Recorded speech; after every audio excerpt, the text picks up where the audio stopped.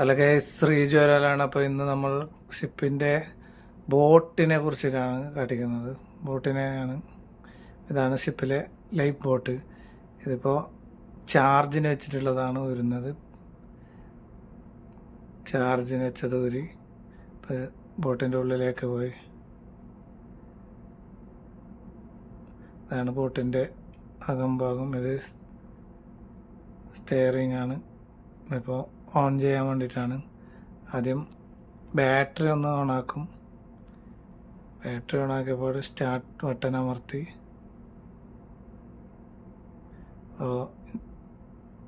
Boat സ്റ്റാർട്ടായിട്ടുണ്ട്.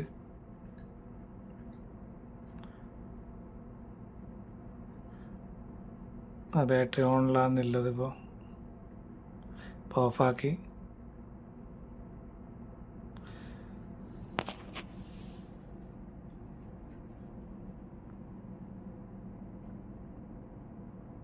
ഇതിപ്പോൾ ബോട്ടിൻ്റെ steering ആണ്. ഇത് ലൈറ്റാണ്. ഇതൊക്കെ ഓൺ ചെയ്യുന്നതാണ്. ലൈറ്റ് ഓണിലാണെന്നുള്ളത്. ഇത് ഓരോരാൾക്ക് ഇരിക്കേണ്ട സ്ഥലമാണ്. അതുപോലെ സേഫ്റ്റി ബെൽറ്റും ഉണ്ട്.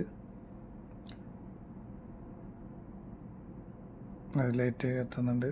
എല്ലാ ലൈറ്റും ഒക്കെയാണ്. ഇതിൽ ബോട്ടാണിത്.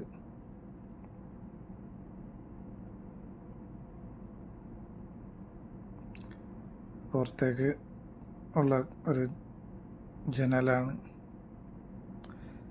ഇപ്പം നല്ല സ്പേസ് ഉണ്ട് ഈ ബോട്ടിന്. 32 പേർക്ക് ഇരിക്കാൻ പറ്റുന്ന ഒരു ലൈഫ് ബോട്ടാണിത്. അവിടെ എഴുതിയിട്ടുണ്ട് ഇതിൻ്റെ സൈസും കാര്യങ്ങളൊക്കെ. 32 പേർക്കാണ് ഇത് ഇരിക്കാൻ പറ്റുന്നത് ഒരു ബോട്ടിൽ. ഇങ്ങനെ നമ്മളുടെ ഷിപ്പിൽ 2 ബോട്ടാണുള്ളത്. ലൈഫ് ബോട്ട് 1 ആണിത്. 2 അപ്പുറം, അതായത് പോർട്ട് സൈഡിലാണുള്ളത്.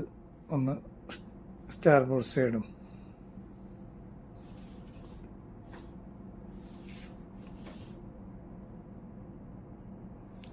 ഷിപ്പ് പോയിക്കൊണ്ടിരിക്കുകയാണ്.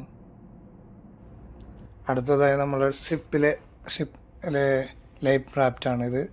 ഇത് പുതിയ തരം ലൈഫ് റാഫ്റ്റാണ്. പുതിയതാണ്. അപ്പോൾ ഇത് ഫുൾ ഓട്ടോമാറ്റിക്കിലാണ്. മാനുവലി ആണെങ്കിൽ ആ ഒരു കയറ് പിടിച്ച് വലിച്ചു കഴിഞ്ഞാലാണ് ഇത് പ്രവർത്തിക്കുക. ഇത് ഒരു 3-4 മീറ്റർ വെള്ളം കയറി കഴിഞ്ഞാൽ മാത്രമാണ് ഇത് ഓട്ടോമാറ്റിക്കലി റിലീസാകുക. ഇതും നമ്മുടെ ഷിപ്പിന് എന്തെങ്കിലും അപകടം പറ്റിയ രക്ഷാപ്രവർത്തനത്തിനാണ്. ഇതും അതുപോലെ തന്നെ ലൈഫ് ബോട്ടും എല്ലാം ഷിപ്പിൻ്റെ രക്ഷാപ്രവർത്തനത്തിനാണ്. നമുക്ക് റാഫ്റ്റാണ് ഷിപ്പിലെ. ഇത് ഓട്ടോമാറ്റിക് സിസ്റ്റമാണ്.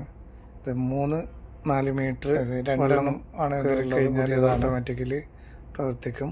ഇതിൻ്റെ ലാഷിങ്ങോ ഒന്നും ചെയ്യേണ്ട ആവശ്യമില്ല.